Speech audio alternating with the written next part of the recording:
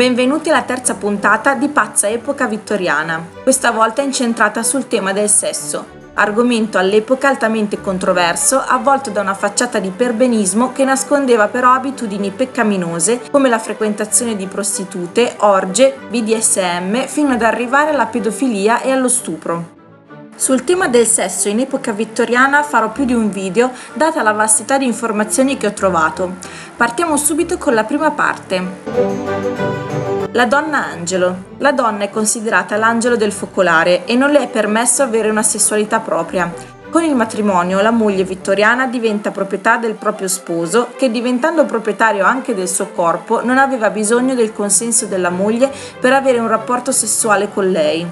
Ci si aspettava che la donna arrivasse vergine al matrimonio, quando si presentava completamente alle esigenze sessuali del marito. Il suo piacere doveva derivare puramente e interamente da rendere suo marito felice e doveva desiderare il sesso solo ai fini della maternità. Tutte le donne che oltrepassavano questo rigido confine venivano etichettate come immorali, impure, scandalose, cadute o malate di mente. D'altra parte gli uomini avevano invece una notevole libertà sessuale e privacy.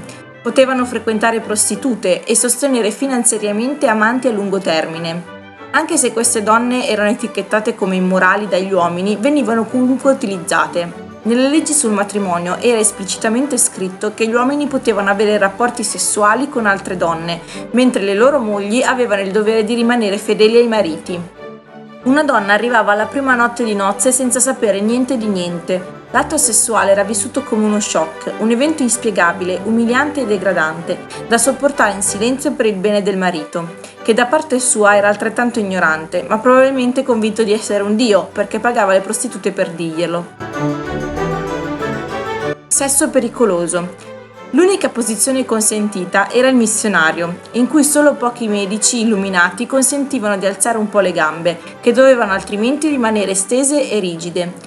Qualsiasi altra posizione poteva arrecare alla fragile donna contusioni, paralisi e ovviamente morte. La prima notte di nozze era un incubo, poiché il sesso troppo spinto, frutto di una lunga attesa, poteva addirittura causare una fatale emorragia alla sposa. Se il sesso, che era meglio fare al buio, era mal visto, figuriamoci quale potesse essere l'opinione comune sulla masturbazione, lo spreco per eccellenza. Ebbene, secondo gli esperti dell'epoca, questa pratica solitaria poteva addirittura interrompere le funzioni vitali e nei più giovani la crescita degli organi. Era fortemente sconsigliato eccitarsi troppo e provare nuove posizioni.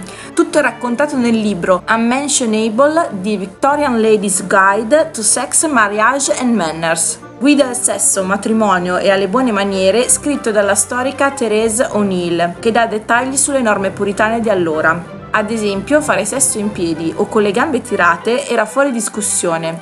Secondo gli esperti, nessuna donna può desiderare un rapporto simile, perché così non gode. Una donna di costituzione delicata in queste posizioni può farsi molto male.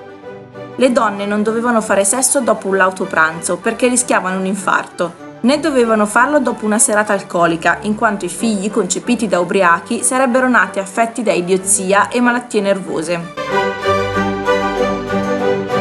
Il piacere femminile. La scarsa conoscenza medica e sociale dell'epoca faceva sì che i medici si limitassero a dare consigli più etico-morali che clinici sul sesso, ignorando le molteplici funzioni dell'apparato genitale femminile. Non era minimamente contemplata l'idea che esistessero parti del corpo femminile esclusivamente utili al piacere, come il clitoride ad esempio. Secondo le idee dell'epoca, le donne provavano poco piacere o addirittura nessun piacere durante il sesso. Comunque, se fossero state in grado di provarlo, non avrebbero dovuto, perché era considerato peccaminoso, sconveniente e affatto affine alla femminilità. Fare sesso era solo un atto per soddisfare i propri uomini e per avere figli. Il bidet peccaminoso. La pulizia delle parti intime era considerato un atto impuro, perché poteva indurre la masturbazione. Se molte donne per mantenere la virtù rinunciavano all'igiene, quelle che invece sceglievano di lavarsi dovevano usare una spugna immersa nell'acqua fredda. La sensazione di calore avrebbe altrimenti incoraggiato la masturbazione. Questo è solo un assaggio di come concepivano il sesso i vittoriani. Per il resto guardate i miei prossimi video e ne sentirete delle belle. Ciao!